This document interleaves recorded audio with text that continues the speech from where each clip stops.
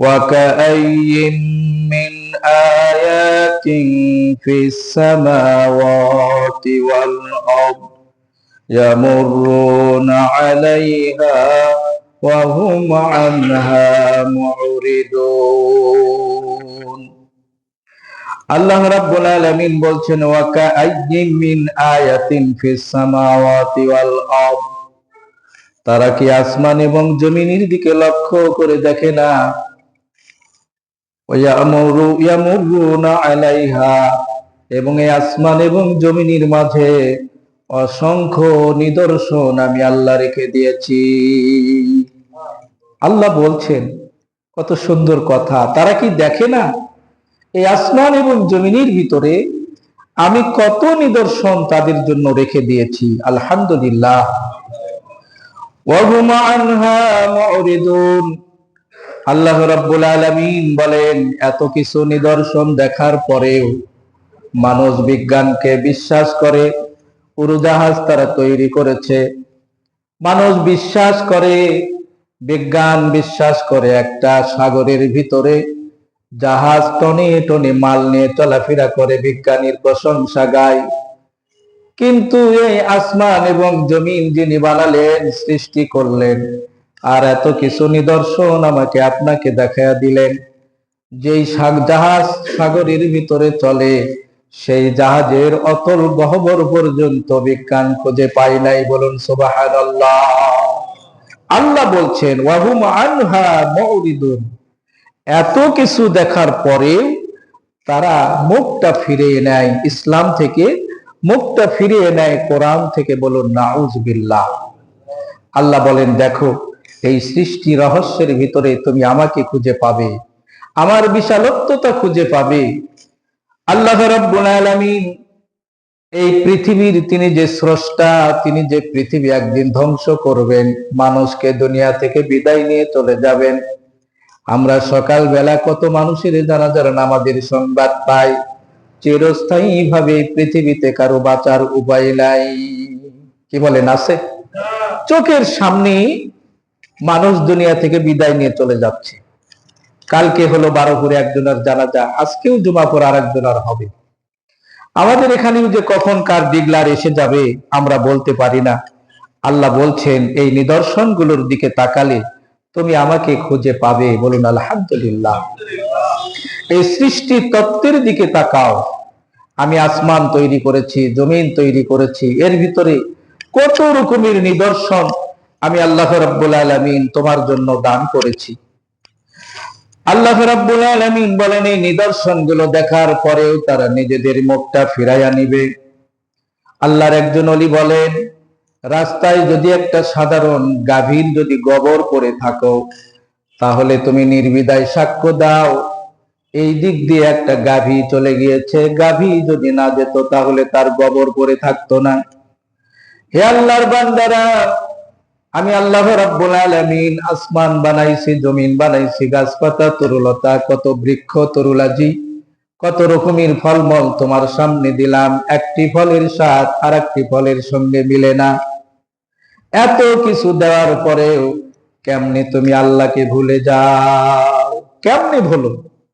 ইয়া আইয়ুহাল ইনসানু মা গররাকা বিরাব্বিকাল কারীম আল্লাযী খলাকাকা ফাসাওয়াকা ফাআদালাক ফি আইয়ি সূরাতিন মা শাআ রাক্কাবাক। সূরা ইনফিতরে আল্লাহ মানুষদেরকে ডাক দিচ্ছেন, হে ইমানদারেরা, হে মানব মণ্ডলীরা, কেমনে তুমি আল্লাহকে ভুলে গেলে? অথচ আল্লাহ রাব্বুল আলামিন তোমাকে সৃষ্টি করলেন, শুধু সৃষ্টি করলেন না, তোমাকে সুন্দর চেহারা দান করলেন, আহসানুল খালিক বানালেন। সৃষ্টির ভিতরে সবচাইতে সুন্দর তোমাকে মানুষ বানিয়েছেন। বলুন সুবহানাল্লাহ। ফাসাওয়াকা ফাআদালাক, তোমাকে শুধু যদি বডি স্ট্রাকচার তৈরি করতাম, এর উপরে যদি সুন্দর করে চামড়া না দিতাম, সুন্দর করে যদি আবরণ না দিতাম, তাহলে তোমাকে দেখতে ভালো লাগতো না। ফি আইয়ি সূরাতিন মা শাআ রাক্কাবাক, তোমাকে সুন্দর চেহারা দিয়া সুন্দর আকৃতি দিয়া আমি আল্লাহ রাব্বুল আলামিন তোমাকে সৃষ্টি করেছি। বলুন আলহামদুলিল্লাহ। আল্লাহ রাব্বুল আলামিন বলেন, যিনি তোমাকে এত সুন্দর করে বানালেন, যে তাকে কেমনে ভুলে গেলে? তুমি নিজের দিকে তাকাও, আল্লাহ রাব্বুল আলামিনের কুদরত তুমি খুঁজে খুঁজে পাবে। আল্লাহ বলছেন, ওলি তিনি আফসোস করে বলছেন, রাস্তা দিয়ে গরু গিয়েছে, গোবর পড়ে আছে, ছাগলের লাদি পড়ে আছে, তুমি সাক্ষ্য দাও দিক দিয়ে ছাগল গেছে, গরু গেছে, গাভী গেছে। এইগুলো নিদর্শন, সামান্য নিদর্শন দেখে তুমি যদি বিশ্বাস করো যে এই দিক দিয়ে ছাগল গরু গেছে, তাহলে এই বিশাল আসমান বিগয়রি আমাদিন, আল্লাহ বলেন আমি খুঁটি ছাড়া তোমাদের মাথার উপরে আসমান তৈরি করেছি। বলুন সুবহানাল্লাহ। সেই খোদাকে, ইয়া আইয়ুহাল ইনসান মা গররাকা বিরাব্বিকাল কারীম, সেই কারীম সম্মানিত আল্লাহকে তুমি কেমনে ভুলে গেলে? কেমনে তুমি নাস্তিক হলে? অনেক নাস্তিকেরা আল্লাহকে স্বীকার করে না, তারা বলে এই পৃথিবীর সবকিছু এমনিতেই হয়েছে। বলুন নাউযুবিল্লাহ। ইমামে আজম আবু হানিফা রাহমাতুল্লাহ আলাইহির একটা বাহাস হয়েছিল একজন নাস্তিকের সাথে। নাস্তিক বলে পৃথিবীর সবকিছু এমনিতেই। ইমামে আজম আবু হানিফা বললেন না, এগুলো একজন সৃষ্টি করেছেন, তিনি হলেন আমাদের রব। সংক্ষেপে বলছি, নাস্তিকের সঙ্গে তার বাহাস বিরাট একটা জায়গায় বাহাস হবে। নাস্তিক তিনি প্রমাণ করবেন পৃথিবীর সবকিছু এমনিতেই হয়েছে। ইমামে আজম আবু হানিফা প্রমাণ করবেন এই পৃথিবীর সবকিছু কেউ না কেউ একজন সৃষ্টি করেছেন, তিনি হলেন আমাদের রব। বলুন আলহামদুলিল্লাহ। সকাল 10টায় সমাবেশ হবে, বিরাট জায়গা, প্রচুর অনেক মানুষ সেখানে উপস্থিত। ইমামে আজম রাহমাতুল্লাহ আলাইহি ইচ্ছা করেই তিনি আধা ঘন্টা পরে সেখানে হাজির হয়ে গেলেন। নাস্তিক বলল, দেখো ইমামে আজম আবু হানিফা নুমান বিন সাবিত তিনি প্রমাণ করতে পারবেন না, এজন্য তিনি এখানে হাজির হন না। লোকেরা বলল, ইমামে আজম এমন মানুষ নয় যে তিনি ওয়াদা কখনো ভঙ্গ করবেন, অবশ্যই তিনি আসবেন। বলুন আলহামদুলিল্লাহ। আধা ঘন্টা পরে তিনি যখন হাজির হয়ে গেলেন, নাস্তিক প্রথমে জিজ্ঞেস করলেন, ইমামে আজম সর্বপ্রথম বর্ণনা করুন কেন আপনি লেট করে আসলেন। ইমামে আজম বললেন, শোনো, আমি তো সঠিক সময়ে আসার জন্য রওনা দিয়েছিলাম, পথের ভিতরে বিরাট একটা নদী বেজে গেল, পার হব কেমনি, কোনো পারাপারের ব্যবস্থা নাই। লক্ষ্য করে দেখি নদীর অপর প্রান্তে বিরাট একটা বট গাছ। হাত দিয়ে আমি ইশারা করলাম, বট গাছ কেটে গেল। বট গাছ হঠাৎ করে তক্তা হয়ে গেল, ইঙ্গিত করলাম, সেখানে পাটের পর পাট লেগে নৌকা তৈরি হয়ে গেল। এরপরে আমি ইশারা করলাম, নৌকাটা আমার কাছে চলে আসলো, নৌকার উপরে উঠে আসতে একটু দেরি হয়ে গেল। নাস্তিক বলল, তোমরা কি দুনিয়াতে অনেক পাগল দেখেছো? এইরকম কোন পাগল দেখেছো নাকি? একটা গাছ নিজে নিজে কেটে যেতে পারে, তক্তা তৈরি হতে পারে, নৌকা তৈরি হতে পারে, নিজে নিজে ভেসে তাকে নিয়ে আবার পারাপার হয়েছেন, এমন পাগল দুনিয়াতে কখনো দেখি নাই। ইমামে আজম বললেন, শোনো, এখানে আর বাহাসির প্রয়োজন নাই। সাধারণ একটা গাছ যদি নিজে নিজে কাটতে না পারে, তক্তা হতে যদি না পারে, নৌকা তৈরির জন্য একটা মিস্ত্রির প্রয়োজন যদি হতে পারে, এই বিশাল আসমান এবং জমিন এমনিতেই হয় নাই, একজন কেউ না কেউ সৃষ্টি করা লেগেছে। বলুন সুবহানাল্লাহ।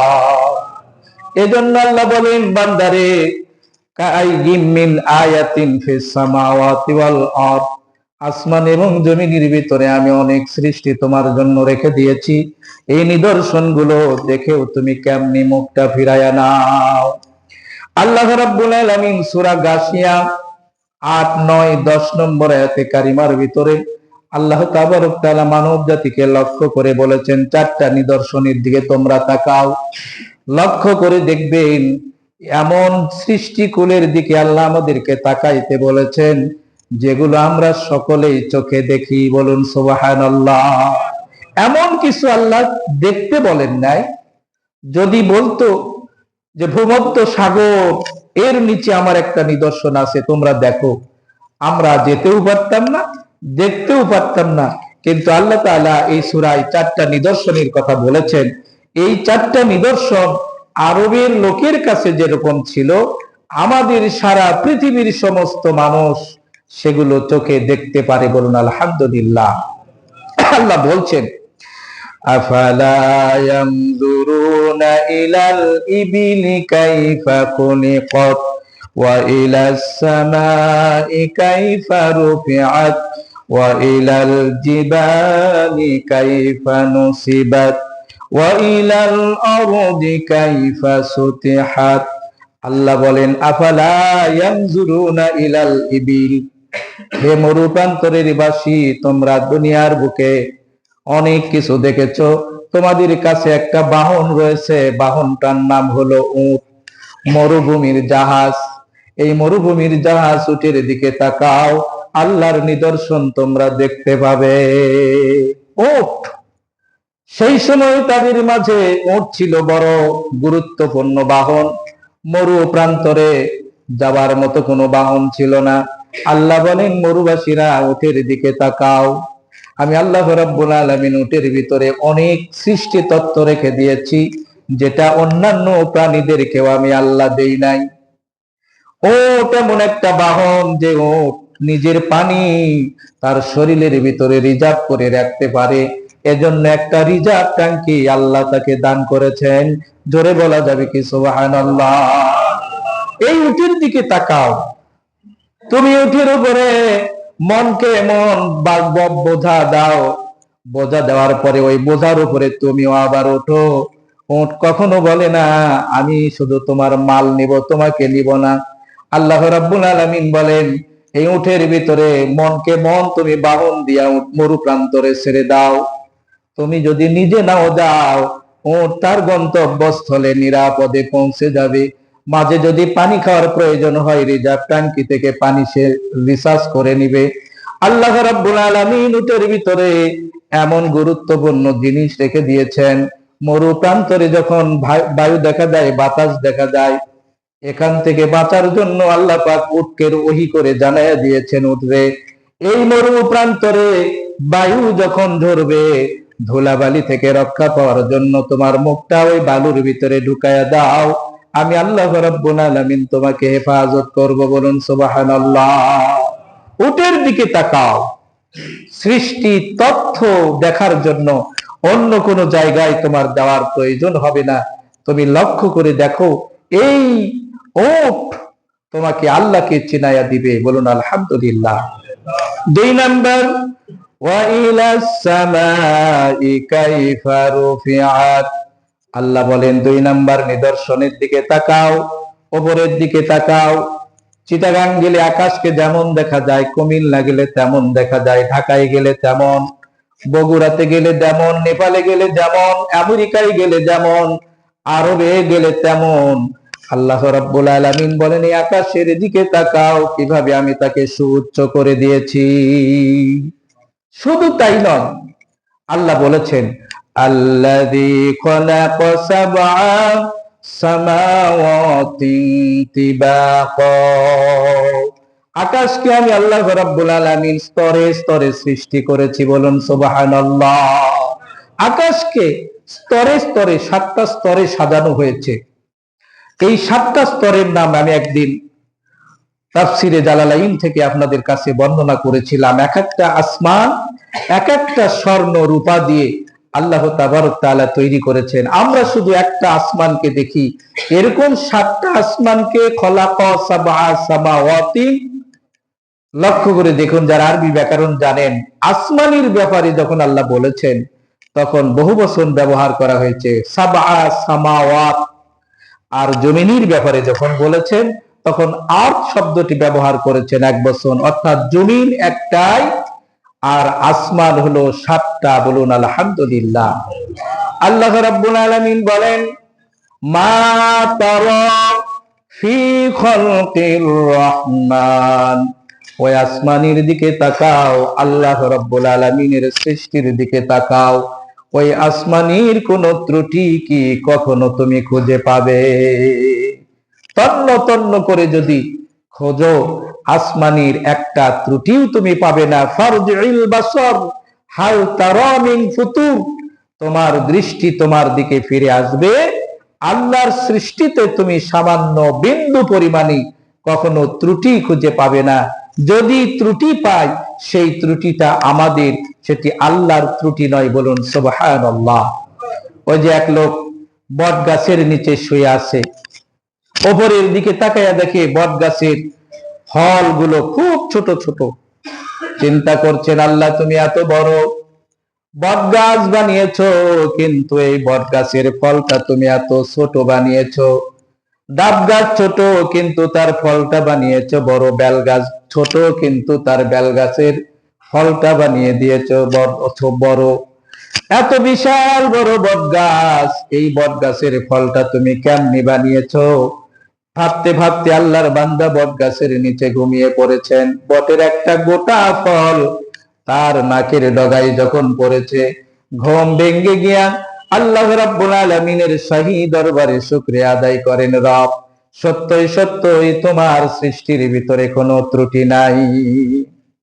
আজকে যদি তুমি এই বট গাছের ফলটা যদি ডাব গাছের মতো করে দিতে, বেল গাছের মতো যদি করে দিতা, আমার মতো পথিক এই বট গাছের নিচে বিশ্রাম নিতে গিয়া শত শত মানুষ দুনিয়া থেকে বিদায় নিয়ে চলে যেত। বলুন সুবহানাল্লাহ। আল্লাহ রাব্বুল আলামিন পৃথিবীতে যত রকমের গাছ তৈরি করেছেন, সকল গাছের ভিতরে বট গাছের পাতাটা বড় বানিয়েছেন, বট গাছের পাতাগুলো শক্ত করেছেন, বট গাছের ছায়াগুলো আল্লাহ রাব্বুল আলামিন আরামদায়ক করে দিয়েছেন। পথিকেরা পথ চলতে চলতে বট গাছের নিচে এসে হাজির হয়ে বিশ্রাম নিবে।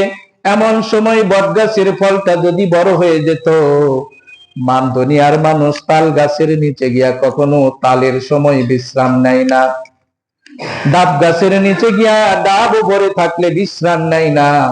আল্লাহ রাব্বুল আলামিন বলেন, দুনিয়ার সব গাছের চাইতে আমি আল্লাহ রাব্বুল আলামিন বট গাছকে আরামদায়ক করে দিয়েছি, বড় করে দিয়েছি, প্রকাণ্ড করে দিয়েছি, কিন্তু তার ফলটা ছোট করে দিয়েছি।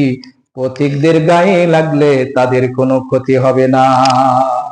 আল্লাহ বলেন, এমন ভাবে আল্লাহর সৃষ্টির দিকে তুমি তাকাও। ওয়াইলাল জিবালি কাইফা নুসিবাত, আল্লাহ রাব্বুল আলামিন বলেন, আমি পাহাড়কে স্থাপন করে দিয়েছি জমিনে। বলুন সুবহানাল্লাহ। পাহাড়কে পেরেক বানিয়ে দিয়েছি। কয়েকদিন আগে বলেছিলাম, দুনিয়া দুলতে ছিল, আল্লাহ রাব্বুল আলামিন পেরেক মারলেন, বিভিন্ন জায়গায় পেরেক মারলেন। এই পেরেক গুলো বান্দরবন, খাগড়াছড়ি এগুলো এলাকায় গেলে আমরা এই নিদর্শন গুলো দেখি। বড় বড় পাহাড় আল্লাহ রাব্বুল আলামিন জমিনে স্থাপন করে দিয়েছেন। কেন? পৃথিবীর ভিতরে সবচাইতে বড় জাবাল, সবচাইতে বড় পাহাড় নেপালে মাউন্ট এভারেস্ট। আল্লাহর কি কুদরত! এই মাউন্ট এভারেস্টের সর্বপ্রথম যারা মাউন্ট এভারেস্টটা মেপেছিলেন, মাউন্ট এভারেস্টের উচ্চতা ছিল 8,840 মিটার। 2005 সালে মাউন্ট এভারেস্ট মাপার মাধ্যম দিয়ে এর উচ্চতা এসেছে 29,029 মিটার। বলুন সুবহানাল্লাহ। বিজ্ঞানীরা বলেছেন, আমাদের এই মাটির ভিতরে, মাপের ভিতরে ত্রুটি থাকতে পারে। তারা আশ্চর্য হয়ে গিয়েছেন, বিরাট এই পাহাড় পৃথিবীর সবচাইতে উচ্চতা সম্পন্ন। এখানে উচ্চতায় ওঠার জন্য মানুষ নানান রকমের চেষ্টা করে, কিন্তু সকলে উঠতে পারে না। 2-4 জন উঠেছেন, তার ভিতরে বাংলাদেশেরও 2-1 জন রয়েছেন। আশ্চর্যজনক কাজ হলো, এই পাহাড় যিনি বানালেন, সৃষ্টি করলেন, এই পাহাড় প্রত্যেক বছর কেমনি এমনিতেই বেড়ে যায়। বলুন সুবহানাল্লাহ। কেন বাড়ে? তারা গবেষণা করে দেখলেন, কোরআন রিসার্চ করে দেখলেন, পৃথিবীর ভারসাম্য দিনে দিনে ঘাটতির দিকে চলে যাচ্ছে। মানুষ পাহাড় পর্বত কাটছে। আল্লাহ রাব্বুল আলামিন পৃথিবীতে একে আরো টিকিয়ে রাখবেন, এজন্য এই পাহাড়গুলো আল্লাহ পাক কুদরতি ভাবে এমনিতেই অটোমেটিক আল্লাহ রাব্বুল আলামিন তার উচ্চতা বাড়ায়া দিচ্ছেন। বলুন সুবহানাল্লাহ। আল্লাহ রাব্বুল আলামিন বলেন, ওয়া ইলাল আরদি কাইফা সুতিহাত। আল্লাহ বলেন বান্দারে জমিনের দিকে তাকাও, আমি আল্লাহ রাব্বুল আলামিন জমিনকে কিভাবে বিস্তীর্ণ করে দিয়েছি। এই জমিন তোমাকে নিয়ে চলাফেরা করে, জমিন তোমাকে কখনো ফেলে দেয় না। জমিনে তুমি খাবার দাবার খাও, চাষাবাদ করো। শুধুমাত্র তাই নয়, এই জমিনে এমনও বিল্ডিং তৈরি করো মনে হয় যেন আকাশ চুম্বি। বলুন সুবহানাল্লাহ। জমিনটা ভাসে পানির উপরে। এই জমিনের উপরে 155 তলা পর্যন্ত বিল্ডিং মানুষ তৈরি করেছে। বলুন সুবহানাল্লাহ। এত বড় উচ্চতা সম্পন্ন বিল্ডিং এই জমিনের উপরে মানুষ তৈরি করেছে। আল্লাহ রাব্বুল আলামিন বলেন এই জমিনের দিকে তাকাও, লক্ষ্য করে দেখো, আমি আল্লাহ রাব্বুল আলামিনকে তুমি খুঁজে পাবে। আল্লাহ পাক এরপরে বলেন আফালা আওয়ালাম ইয়াতাফাক্কারু ফি আনফুসিকুম। তুমি যদি আরো নিদর্শন যদি দেখতে চাও, ওই মাউন্ট এভারেস্টে তুমি যেতে পারবা না। 55 তলা 100 তলা পর্যন্ত ভ্রমণ করতে পারবে না। ভূমধ্য সাগরে তুমি যেতে পারবে না। আল্লাহর নিদর্শন দেখার জন্য খাগড়াছড়ি, বান্দরবন, পাহাড় পর্বত তুমি দেখতে পারবে না। আকাশ কত দূর দেখতে পারবে না। এরপরে আল্লাহ বলেন আওয়ালাম ইয়াতাফাক্কারু ফি আনফুসিকুম। সূরা রুমের 8 নম্বর আয়াত। আল্লাহ রাব্বুল আলামিন বলেন তুমি তোমার নিজের দিকে তাকাও। সুবহানাল্লাহ। তোমার নিজের দিকে তাকাও। দুনিয়ার কোথাও যেতে হবে না। তোমাকে আল্লাহ যদি কিচ্ছু না দেয় নাই, দুনিয়াতে তোমার টাকা নাই, পয়সা নাই, বাড়ি নাই, গাড়ি নাই, তাও একজন মানুষকে আল্লাহ রাব্বুল আলামিন 5 কোটি টাকার সম্পদ দিয়েছেন। সুবহানাল্লাহ বলবেন না? মনে মনে ভাববেন যদি দুদক জানি যে আমি 5 কোটি টাকার মালিক, আমাদের বাড়ি অ্যালার্ট করবে, আমাদের বাড়িতে ঘেরাও করা হবে, 5 কোটি টাকার সম্পদ কোথায়। কিন্তু হ্যাঁ, আমরা প্রত্যেকেই যাদেরকে আল্লাহ সুস্থতা দিয়েছেন, আল্লাহ রাব্বুল আলামিন তাদেরকে 5 কোটিরও বেশি সম্পদ আল্লাহ দান করেছেন। আলহামদুলিল্লাহ। একজন সুস্থ মানুষকে আপনি যদি বলেন যে তোমার 2টা কিডনি দাও, 5 কোটি কেন 10 কোটি টাকা দেওয়া হবে, আল্লাহর বান্দা বলবে বেটা 2টা কিডনি যদি আমার খুলে নাও আমি বাঁচবো না, আমার টাকার দরকার কি? কে বলেন দিবে? মানুষ বুঝি না। তোমার 2টা চক্ষু দাও, এমনও মানুষ রয়েছে 20 কোটি টাকা দিয়ে 2টা চক্ষু কিনে নিয়ে তার অন্ধত্ব চোখে লাগাবে, এমনও মানুষ রয়েছে। কিন্তু আমরা পৃথিবীর মানুষ, আমরা দিতে রাজি হব না। এজন্য আল্লাহ রাব্বুল আলামিন বলেন তোমার নিজের দিকে তাকাও, আল্লাহ রাব্বুল আলামিনের সৃষ্টি তুমি খুঁজে পাবে।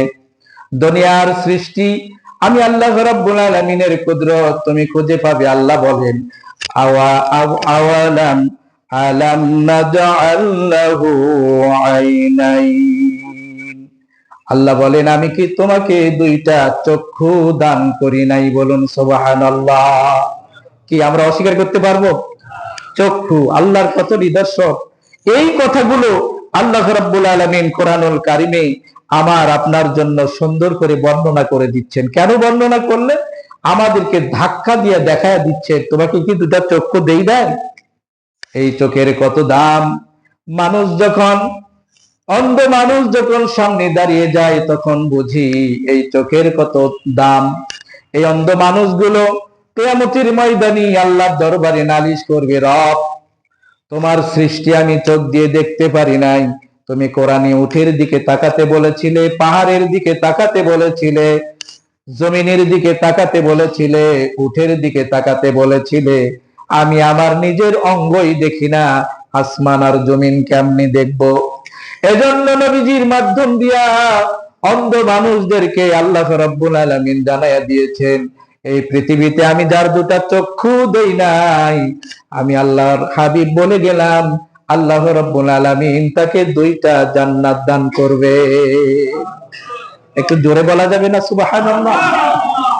যাকে 2টা চক্ষু দেই নাই আমি আল্লাহ রাব্বুল আলামিন তাকে 2টা জান্নাত দিব।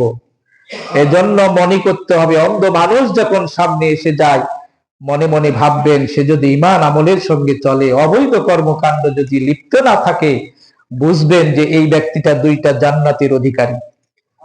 আমি মাওলানা ইমদাদুল, আপনি অমুক তমুক হাজী সাহেব দানবীর বড় বড় মাদ্রাসা তৈরি করেছেন, জান্নাতে যাব কিনা জানি না, কিন্তু যার দুটা চক্ষু আল্লাহ তাআলা নিয়েছেন, নিশ্চিত আমরা আল্লাহ তাকে দুইটা জান্নাত দান করবে। আল্লাহ রাব্বুল আলামিন বলেন, আলাম নাজআল লাহু আইনাইন, আমি কি তোমাকে দুইটা চক্ষু দান করি নাই? ওয়া লিসানাও ওয়া শাফাতাইন, তোমাকে কি আমি একটা জিহ্বা দান করি নাই এবং দুইটা ঠোঁট দান করি নাই?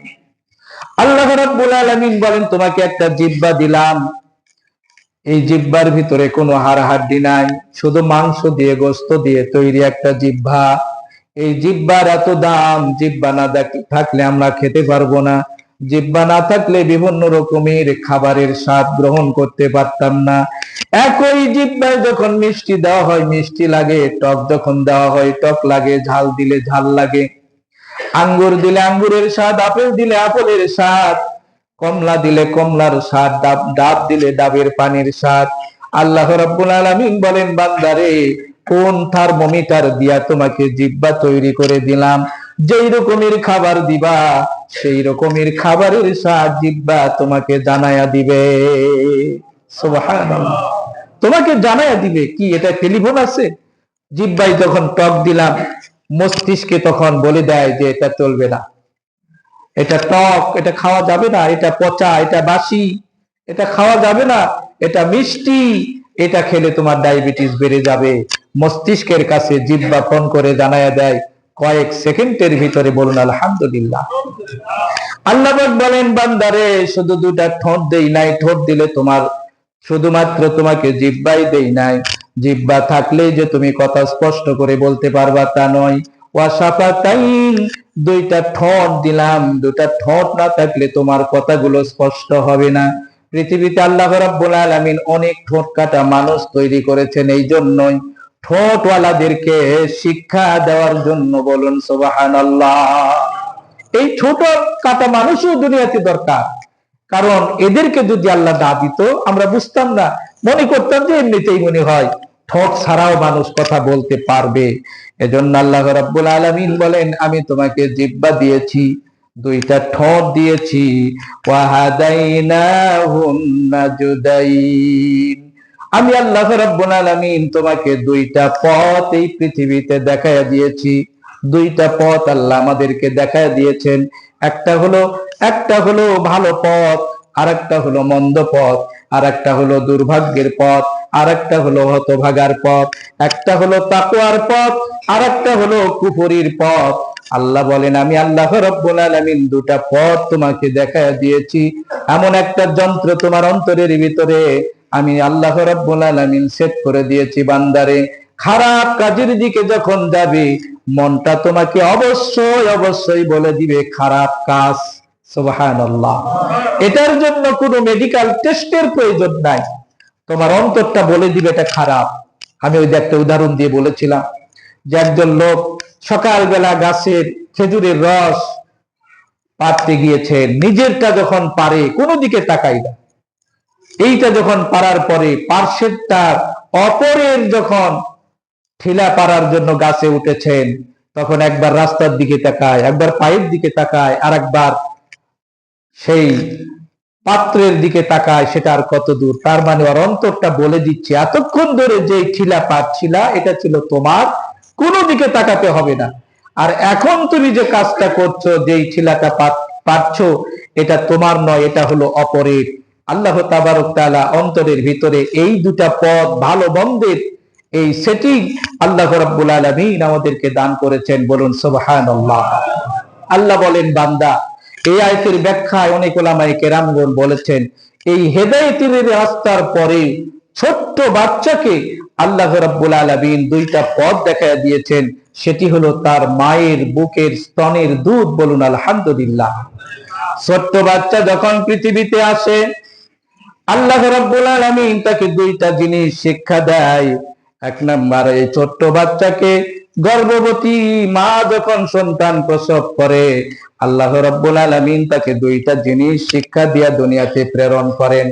নাম্বার ওয়ান, এক নাম্বার, এই সন্তানকে আল্লাহ রাব্বুল আলামিন চোষা শিক্ষা দেন। ক্ষুধা লাগলে চষে, তার মুখে হাত দিলে চষে, কাপড় দিলে চষে। ক্ষুধা লাগলে আল্লাহ রাব্বুল আলামিন তাকে চোষা শিক্ষা দিয়েছেন। ধরে বলুন সুবহানাল্লাহ। চষে।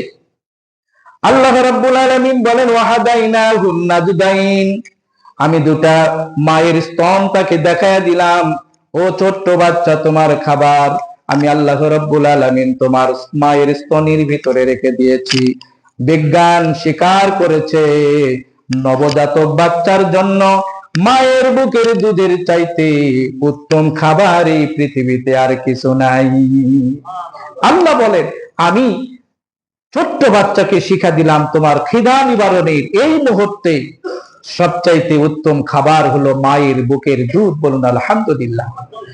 দুই নাম্বার, ছোট্ট বাচ্চাকে আল্লাহ রাব্বুল আলামিন শিক্ষা দিয়েছেন কান্না। যখন ক্ষুধা লাগলে কান্না করে, পেশাব করলে কান্না করে, ভয় পেলে কান্না করে। আর এই কান্নার সঙ্গে মায়ের একটা মহব্বত আল্লাহ রাব্বুল আলামিন তৈরি করে রেখে দিয়েছেন।